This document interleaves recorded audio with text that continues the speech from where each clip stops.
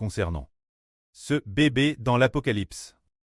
Dans la Bible, il en est fait mention plusieurs endroits, mais auparavant, quand nous lisions, nous n'y réfléchissions pas attentivement. C'est le madame bébé. Dans la Genèse au chapitre 3, il est dit.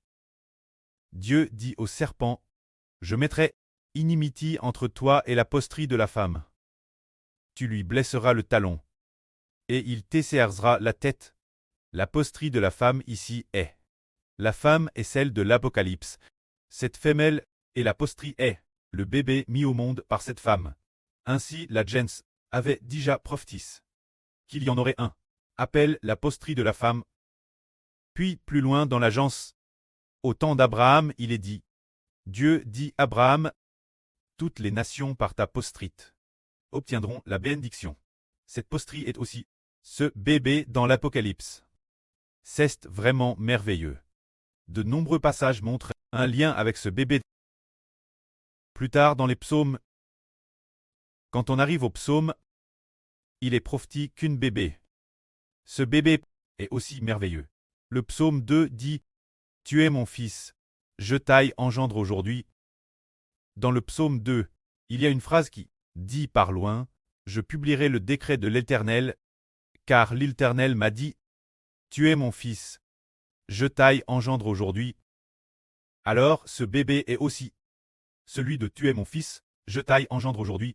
C'est personnel, c'est bien dans l'Apocalypse. Ce bébé, ce qui est merveilleux, c'est que lors de la construction du temple par Salomon, Dieu avait dit ceci David. Lorsque David voulait bâtir le temple, Dieu dit David, « Un fils qui naîtra de toi plus tard sera celui qui pour moi bâtira le temple. Je serai pour lui un preux, et il sera pour moi un fils. Mon amour fidèle envers lui ne se retirera jamais de lui. » À l'époque, nous pensions tort que Dieu parlait de Salomon. Mais nous avons découvert plus tard que ce n'était pas pour Salomon, car le précleste a dit « Je serai son preux, et il sera mon fils. Il bâtira une maison, mon nom. » Alors le fils ici, Salomon, depuis les temps anciens, n'était pas non plus le fils de Dieu. Jéhovah non plus. Appelle Salomon son fils, et Salomon n'a jamais non plus. Appelle Jéhovah son preux. La Bible ne mentionne nulle part non plus que Salomon est le fils de Dieu.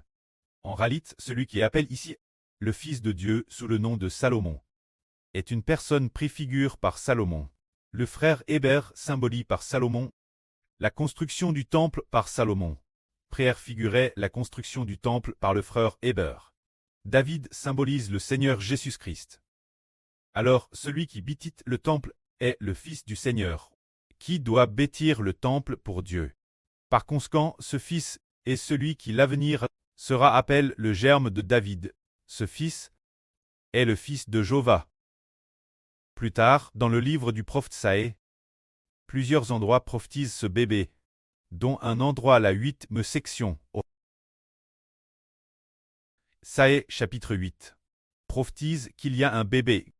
Quand ce bébé sera haine, ce sont toutes les nations et tous les peuples qui seront brisés, c'est-à-dire, il est dit qu'après la naissance de ce bébé, toutes sortes de guerres seront détruites l'avenir. Quand ce bébé sera haine, car il est dit ici, car un enfant nous est haine, un fils nous est donné, et la domination reposera sur son pôle. On l'appellera conseiller admirable, Dieu puissant, préternel prince de la paix. Sa domination s'accroîtra sans fin. Il siégera sur le trône de David pour régner sur son royaume, pour l'appalir et l'affermir par le droit et la justice, déesse maintenant et jamais. Jéhovah des armes fera cela dans son zèle. C'est-à-dire que ce bébé siégera sur le trône de David pour régner sur son royaume. Et ce qui est merveilleux pour nous, c'est que dans l'Apocalypse, après la naissance de ce bébé, il fut enlevé vers Dieu et vers son trône. Alors que le livre d'Ésaïe dit qu'il s'agit du trône de David, mais l'Apocalypse parle du trône de Dieu. C'est très merveilleux ce bébé a été enlevé vers Dieu et vers son trône. Qu'est-ce que cela signifie? Très enlevé vers Dieu signifie que Ce bébé va tre Dieu. Trait enlève vers le trône de Dieu signifie que ce bébé va s'asseoir sur le trône de Dieu pour tre Dieu. Frères et sœurs, le croyez-vous? Comment se peut-il qu'un bébé soit vraiment Dieu? Car il est dit ici. Son nom sera appelé conseiller admirable. Dieu puissant. Ce bébé va être Dieu. Nous disons que Dieu n'est que le précleste l'Éternel. Comment ce bébé peut-il être Dieu? Plus tard, nous découvrons que Dieu est Jéhovah. Notre précleste est Dieu. Mais le précleste a établi son nom pour traiter Dieu avec lui. Qui a-t-il établi? Il a établi le Seigneur et le Fils du Seigneur ensemble. Pour s'asseoir sur le trône de Dieu, il les a établis, pour recevoir l'office de Dieu, afin qu'il soit avec le précleste. Assis sur le trône de Dieu.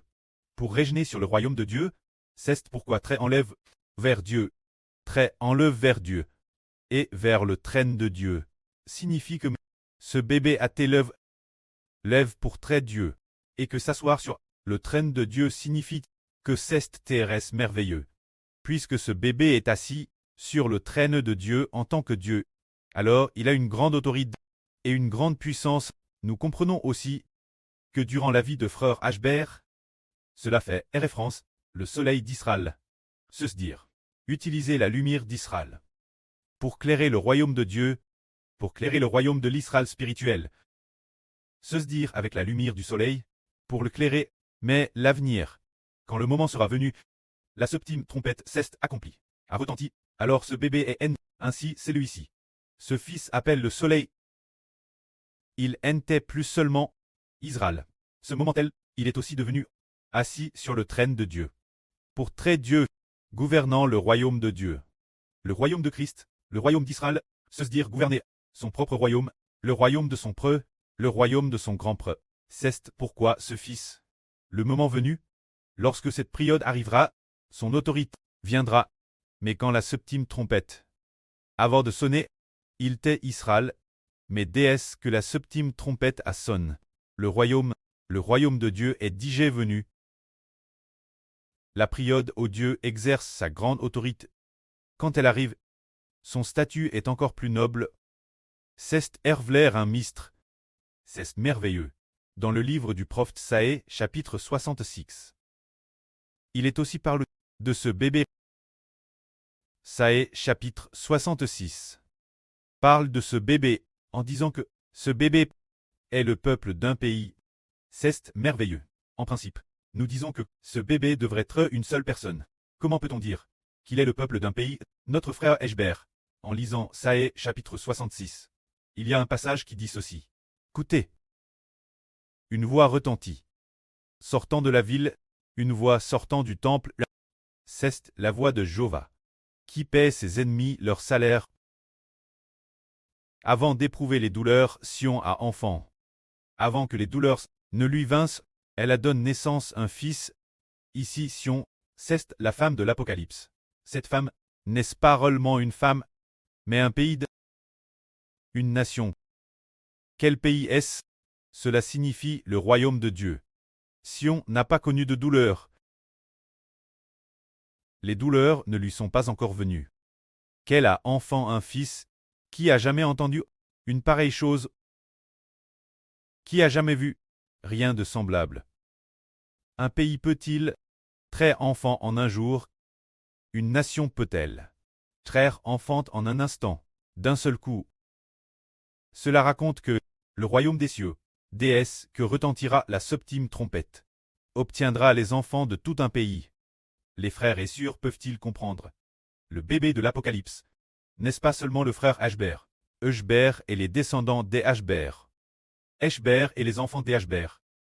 Eshbert et la posterie des Ashbert. Pourquoi est-il repsant par un bébé? C'est pour dire que les enfants des Ashbert sont enfin devenir enfants de Dieu, devenir enfants du Seigneur. C'est comme les enfants d'une nation.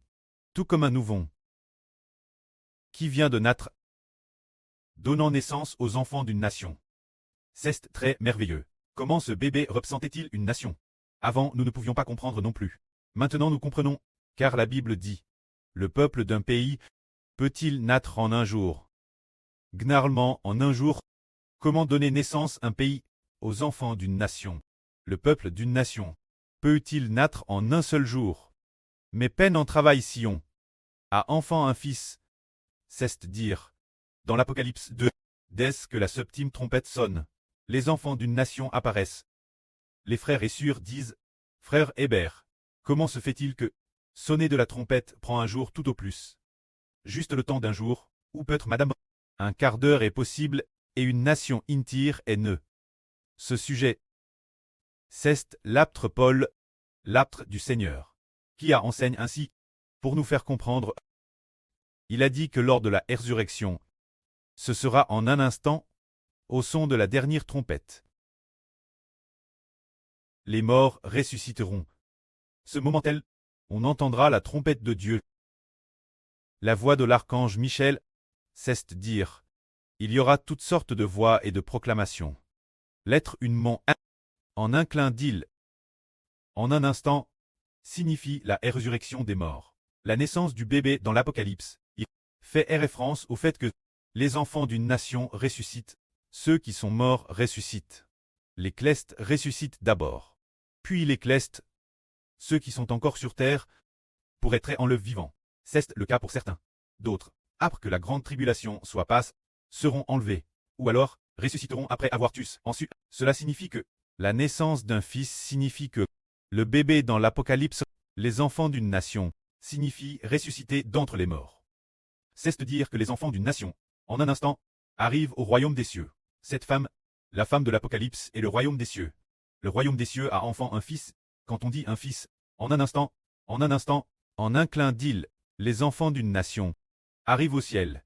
Cela accomplit justement ce qui est écrit dans l'Apocalypse. Il y a les enfants d'une nation. Tous ceux qui ont vaincu la bête et son image se tiennent sur la mer de verre, tenant des harpes de Dieu, chantant le cantique de Mose et le cantique de l'agneau. Alors, quelle est la raison pour laquelle ils sont sur la mer de verre? C'est qu'ils ont enlevé vivants, ou ressuscitent d'entre les morts. Dès que la septième trompette sonne, dès que le son de la trompette de Dieu retentit, alors les morts ressuscitent. Dès qu'ils ressuscitent, alors ce bébé est la naissance de ce bébé, c'est la résurrection d'entre les morts, ou très enlève vivant. Alors s'accomplit ce qui est dit. Jéhovah m'a dit, tu es mon fils, je t'aille engendre aujourd'hui, c'est dire déesse que la septième trompette sonne. Les enfants d'une nation naîtront, ressusciteront d'entre les morts, et atteindront le royaume des cieux. Que la gloire soit auprès et au Seigneur. Amen.